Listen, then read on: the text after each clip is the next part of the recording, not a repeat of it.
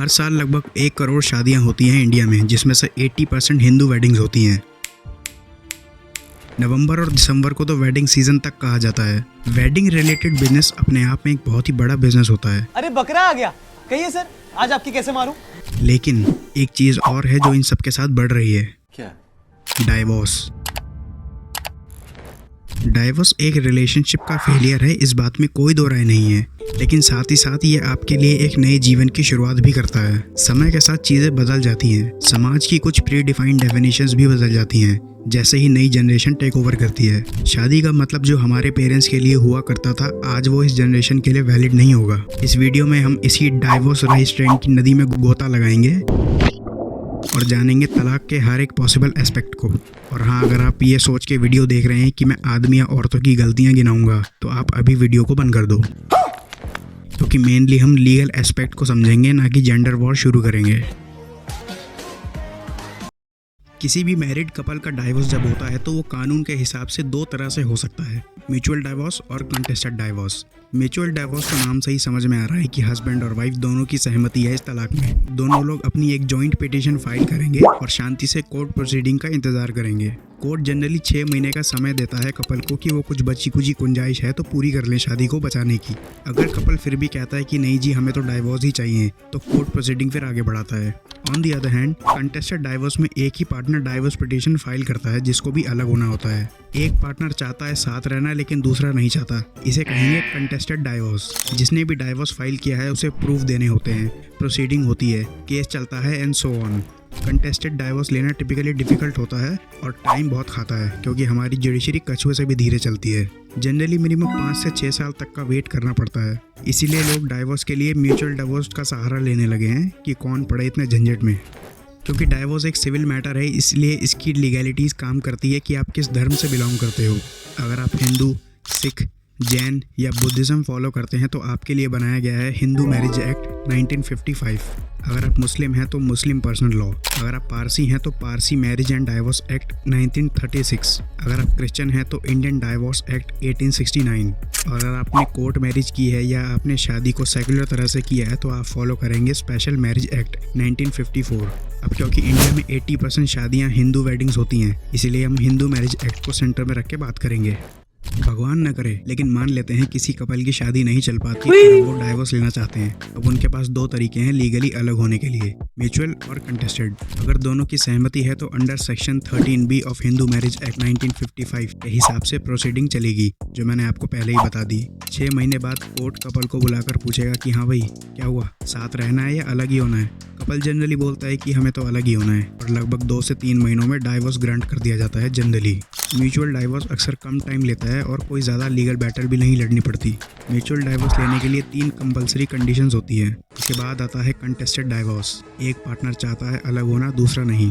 Under section 13 of Hindu marriage act 1955 के हिसाब से कंटेस्टेड डाइवोर्स फाइल किए जाते हैं। बेसिकली डाइवोर्स के ग्राउंड्स यानी तलाक के कारण सेक्शन 13 में लिखे गए हैं।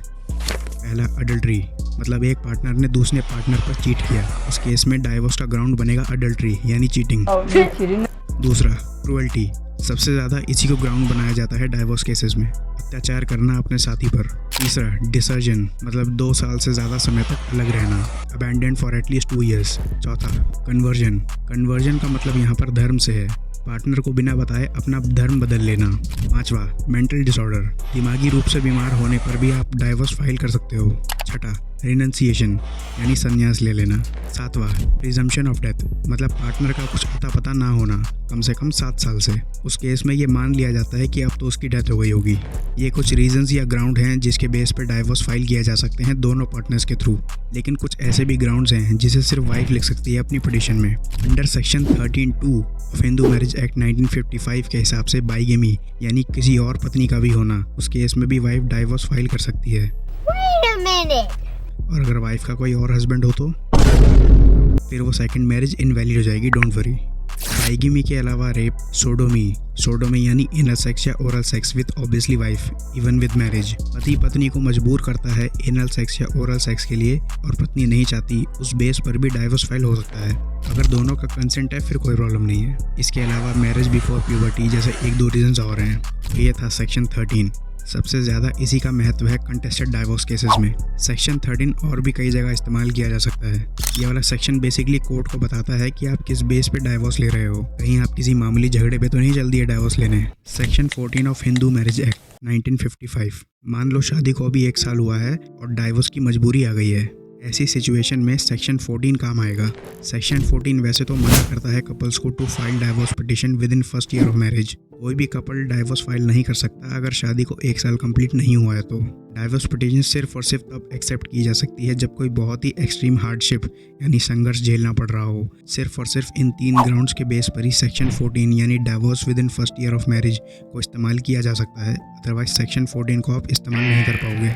अब यहाँ पर होता ये है कि अपनी सिचुएशन को आप एक्सट्रीम बता रहे हो लेकिन कोर्ट उसे रिजेक्ट कर दे।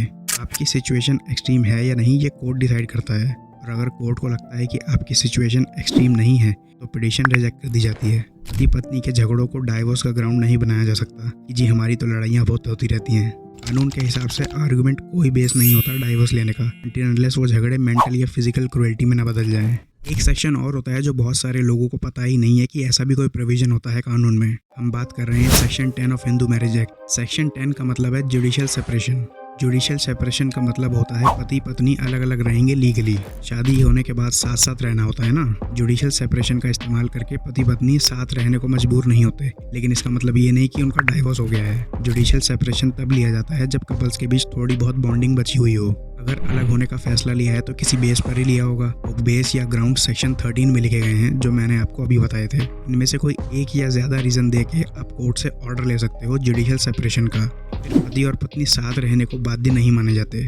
हस्बैंड और वाइफ दोनों के लिए प्रोविजन होता है। जुडिशियल सेपरेशन का ऑर्डर मिलने के बाद शादी नहीं टूट जाती, आप अभी भी लीगली मैरिड ही हो, बस साथ रहते नहीं हो। उसके वापस होने की एक गुंजाइश बची थी, इसीलिए जुडिशियल सेपरेशन लिया, वरना सीधे डाइवोर्स लेते कपल वापस अगर साथ रहना चाहें या रिकनसाइल होना चाहें तो वो हो सकते हैं लीगली। अगर बात नहीं बनती तो आप ऑर्डर को डाइवोर्स में भी कन्वर्ट करा सकते हो। जुडिशियल सेपरेशन का ऑर्डर फैमिली कोर्ट देता है। इस प्रोविजन का पर्पस ये था कि कपल एक आखिरी कोशिश कर लें शादी को बचाने की। यहाँ तक हमने समझा अलग अलग सेक्शन। अब हम देख लेते हैं process of divorce. As I told you, divorce 2 type के होते हैं, म्यूचुअल और कंटेस्टेड। तो यहाँ पर तो प्रोसेस भी दोनों का अलग अलग होगा। हम देखेंगे सिर्फ कंटेस्टेड डाइवोर्स का प्रोसेस, क्योंकि म्यूचुअल का मैंने आपको बता ही दिया है इतनी बार। स्टेप 1, सेम म्यूचुअल डाइवोर्स की तरह यहाँ पर भी हिंदू मैरिज एक्ट 1955 का ही इस्तेमाल होगा, लेकिन यहाँ पर सेक्शन 13 का इस्तेमाल होगा, ना कि सेक्शन 13B का। स्टेप 2, कोर्ट अब दूसरे पार्टनर को समन भेजेगा। मान लो वाइफ ने डाइवोर्स पिटीशन फाइल करी तो हस्बैंड को समन रिसीव होगा, और अगर हस्बैंड ने फाइल किया तो वाइफ को।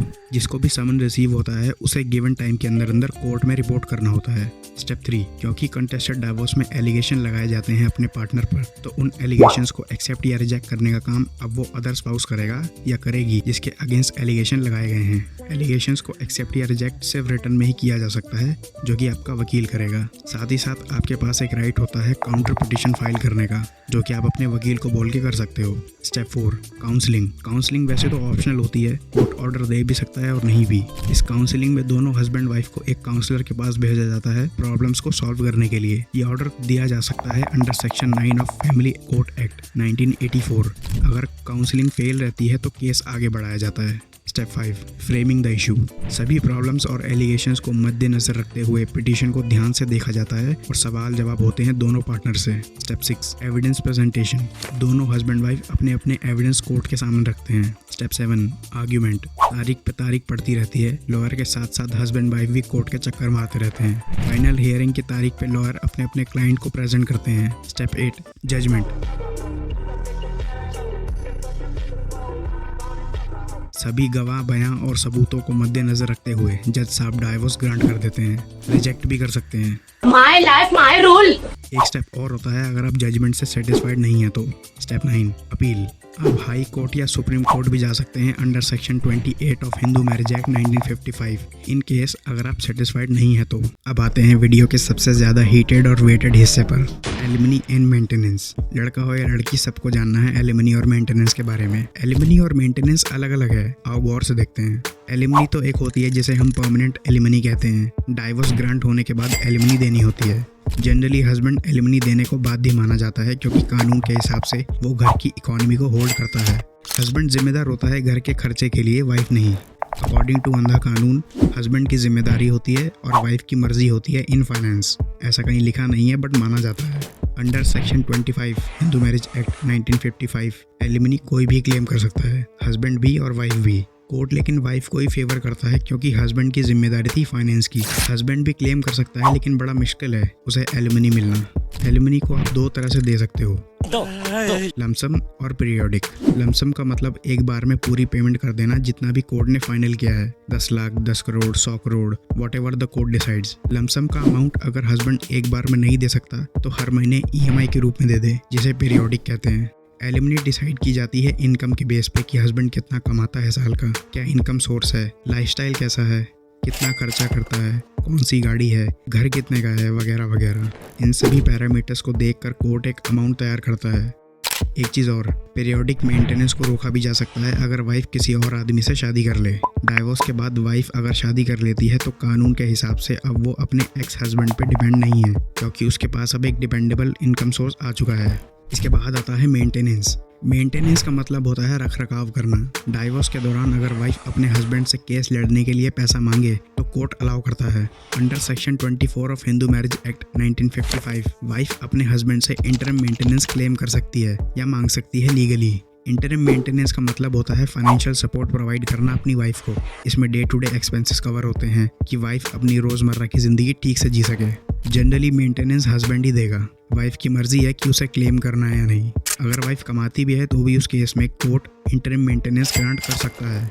मेनली ये इंटरम मेंटेनेंस डिपेंडेंट वाइफ या हाउस वाइफ के लिए बनाया गया था। इसमें लिटिगेशन कॉस्ट भी शामिल होती है, मतलब केस लड़ने के लिए जो वाइफ को पैसा चाहिए वो पैसा भी हस्बैंड पे कर सकता है अंडर दिस लॉ। सेक्शन 24 दोनों के लिए वैलिड होता है लेकिन कोर्ट सिर्फ वाइफ को ही फेवर करता है अनइंटेंशनली। एक मेंटेनेंस और होता है लेकिन वो डाइवोर्स वाला मेंटेनेंस नहीं है। मान लो एक कपल है, हस्बैंड ने कोई भी सेक्शन 13 वाली हरकत कर दी। अब वाइफ तो डाइवोर्स फाइल कर ही सकती है लेकिन मान लो वो शादी बचाने की पूरी कोशिश करती है और उसने डाइवोर्स फाइल नहीं किया। साथ रहना पॉसिबल नहीं है because of whatever reason, suppose cruelty. Section 18 of Hindu adoption and maintenance act 1956 के हिसाब से वाइफ अपने हस्बैंड से मेंटेनेंस क्लेम कर सकती है बिना डाइवोर्स फाइल करे। ये वाला मेंटेनेंस भी कोर्ट डिसाइड करेगा कि कितना देना है। इस प्रोविजन को बनाया गया था हाउस वाइफ या होम मेकर्स के लिए विद नो इनकम। सिर्फ वाइफ क्लेम कर सकती है, हस्बैंड नहीं। अगर कपल को बच्चा भी है तो फिर बच्चा किसके पास रहेगा? ये भी कोर्ट डिसाइड करेगा लेकिन अपनी मर्जी से नहीं बट काफ़ी चीज़ें देखकर। कोर्ट का मोटिव होता है बच्चे का बेस्ट इंटरेस्ट देखना। चाइल्ड कस्टडी के मेनली 4 टाइप होते हैं। मल्टीपल फैक्टर्स देखे जाते हैं चाइल्ड कस्टडी ग्रांट करने से पहले। सबसे पहले समझते हैं टाइप्स को। पहला, फिजिकल कस्टडी। फिजिकल कस्टडी का मतलब है बच्चा किसी एक पेरेंट के साथ रहेगा या रहेगी और दूसरा पेरेंट विजिट कर सकेगा या सकेगी। दूसरा, जॉइंट कस्टडी। जॉइंट कस्टडी का मतलब है दोनों पेरेंट्स शेड्यूल बेसिस पे बच्चे को अपने पास रख सकते हैं। फॉर एग्जांपल 15 दिन मदर के पास और बाकी 15 दिन फादर के पास। ये सिर्फ एग्जांपल है 15 दिन वाला। तीसरा, लीगल कस्टडी। लीगल कस्टडी में बच्चे के लीगल राइट किसी एक पेरेंट को दे दिए जाते हैं या शेयर भी किए जा सकते हैं। फॉर एग्जांपल कस्टडी मदर को दी गई है और कोर्ट ने लीगल कस्टडी दोनों मदर और फादर को दे दी है, यानी अब बच्चे को कौन से स्कूल में पढ़ाना है ये सारे लीगल राइट दोनों पेरेंट्स का हक होगा। अगर कोर्ट लीगल कस्टडी सिर्फ एक पेरेंट को देता है, सपोज मदर को, तो सिर्फ मदर बच्चे के लीगल राइट्स को सिक्योर कर सकती है। चौथा, third party custody. Third party नाम से ही समझ में आ रहा है पेरेंट्स के अलावा किसी और को चाइल्ड कस्टडी दे देना, जनरली ग्रैंड पेरेंट्स या किसी ट्रस्टेबल रिलेटिव्स को। कुछ फैक्टर्स होते हैं जिनके बेस पर डिसाइड की जाती है चाइल्ड कस्टडी। एक एक करके समझाता हूँ। पहला, एज एंड जेंडर। इन्फेंट्स यानी नवजात बच्चे और यंग बच्चों को कस्टडी जनरली मदर के पास दी जाती है। मदर ज़्यादा अच्छे से केयर कर पाती है बच्चों की, जो कि ठीक बात भी है। इसका मतलब ये नहीं कि फादर केयर करना नहीं जानते। थोड़ा टाइम और एफर्ट ज़्यादा लग सकता है लेकिन केयर तो फादर भी खूब करते हैं। अगर बच्चे थोड़े बड़े हो चुके हैं तो फिर जज साहब बच्चों से ही डायरेक्टली पूछ लेते हैं कि किसके पास रहना है। दूसरा, पेरेंटल कंडक्ट। दोनों पेरेंट्स में से अगर किसी पेरेंट को किसी भी तरह का एडिक्शन है, अल्कोहल, ड्रग्स वगैरह, तो उस पेरेंट को कस्टडी नहीं दी जाती। क्रिमिनल या इमोरल बिहेवियर के चलते भी कस्टडी नहीं दी जाती। तीसरा, फाइनेंशियल स्टेबिलिटी। दोनों पेरेंट्स में से जो भी ज़्यादा फाइनेंशियल स्टेबल है कस्टडी उसे दी जा सकती है। जनरली फादर ज़्यादा फाइनेंशियल स्टेबल माने जाते हैं लेकिन फर्स्ट रीज़न की वजह से कस्टडी फिर भी मदर को ही ग्रांट की जाती है। चौथा, बॉन्ड विद चाइल्ड। बच्चे का इमोशनल बॉन्ड किस पेरेंट के साथ ज़्यादा है, इस बेस पे भी डिसीजन लिया जा सकता है। चाइल्ड कस्टडी जिसे भी मिले, दूसरे पेरेंट्स को विजिटरी राइट्स दिए जाते हैं। विजिटरी राइट्स का मतलब आप अपने बच्चे को मिलने जा सकते हैं। कोर्ट आपको एक मंथली बेसिस पे शेड्यूल बनाकर देगा, उस शेड्यूल के अकॉर्डिंग ही आप अपने बच्चे को मिल सकते हो। नॉन कस्टोडियल पेरेंट्स के राइट को भी सेव किया गया है। विजिट्स को टाइम टू टाइम रीशेड्यूल भी किया जा सकता है। इतनी सारी बातें सुनकर, कानून देखकर आपको पता तो चली गया होगा कि कितनी समस्याएं हैं डाइवोर्स लॉज में। सबसे पहले तो चैलेंज यही है कि डाइवोर्स को ग्रांट करने में सालों लग जाते हैं। जब तक डाइवोर्स ग्रांट नहीं हो जाता आप दूसरी शादी नहीं कर सकते। इनफैक्ट आप किसी को डेट भी नहीं कर सकते। दूसरा चैलेंज है एलिमनी एंड मेंटेनेंस लॉज। ये कानून सिर्फ एक तरफा झुके हुए हैं, तो साफ दिखाई दे रहा है। इन्हें सीधा कब तक किया जाएगा। तीसरा चैलेंज है बढ़ते फेक केसेस। आए दिन फेक केसेस सुनने को मिलते ही रहते हैं। डाइवोर्स लॉज के पॉडकास्ट देखो तो लगता है कि शादी ही मत करो। चौथा चैलेंज है एक तरफा चाइल्ड कस्टडी। बच्चे का सारा मेंटेनेंस फादर ही भरेगा और बच्चे की कस्टडी भी उसे नहीं मिलती। पांचवा चैलेंज है प्रॉपर्टी डिवीजन। इतने साल काम करके जो कमाया, जोड़ा बटोरा, वो सब शेयर कर दो, वो भी उसके साथ जिससे साथ रहना ही नहीं है। ये कुछ चैलेंजेस हैं जो हमारी जुडिशरी के सामने हैं। जब भी कोई कानून बनता है तो उसका मिसयूज़ भी बहुत किया जाता है। उस मिसयूज़ को रोकने के लिए कानून ना बनाना, ये है असल प्रॉब्लम। किसी आदमी को ज़रूरत से ज़्यादा कानून में छूट दी जाएगी तो वो उसका फ़ायदा ही उठाएगा। ये बात आदमी या औरतों की है ही नहीं, कानून में दिक्कत है। सभी औरतें ऐसा नहीं करती। शायद तो अपने घर की महिलाओं को देख लो। लेकिन गुनाह साबित होने से पहले ही दोषी मान लेना, ये तो गलत ही है ना। सभी आदमी लोगों से हाथ जोड़कर विनती है कि किसी भी लड़की से गलत व्यवहार या उसे कुछ भी गलत ना बोलें इस वीडियो के बाद। इतना सब कुछ देख के समझ तो आ ही गया होगा कि ये सब कानून का फॉल्ट है। एक तरफा बायस कानून को जेंडर न्यूट्रल बनाना ही पड़ेगा, अदरवाइज लोग शादी से मुंह मोड़ लेंगे। ट्रस्ट इश्यूज बढ़ने लगेंगे जो कि बहुत ही खतरनाक हो सकता है समाज के लिए। मैंने तो डिसीजन ले लिया है शादी ना करने का, जब तक ये कानून एक्चुअल सेंस में न्यूट्रल नहीं हो जाते, क्योंकि मैं खुद को अनसेफ करके उसे सेफ फील नहीं करा पाऊंगा, जिसका मतलब है कि अब मुझे अकेले ही रहना पड़ेगा। अबे साले। बाकी आप लोग बताओ, क्या आप शादी करोगे? शादी करो मत करो, वीडियो को तो लाइक करो, शेयर करो अपने मेल फ्रेंड्स को और सब्सक्राइब कर लो। मिलूंगा आपसे नेक्स्ट वीडियो में। Till then, Have a safe married life.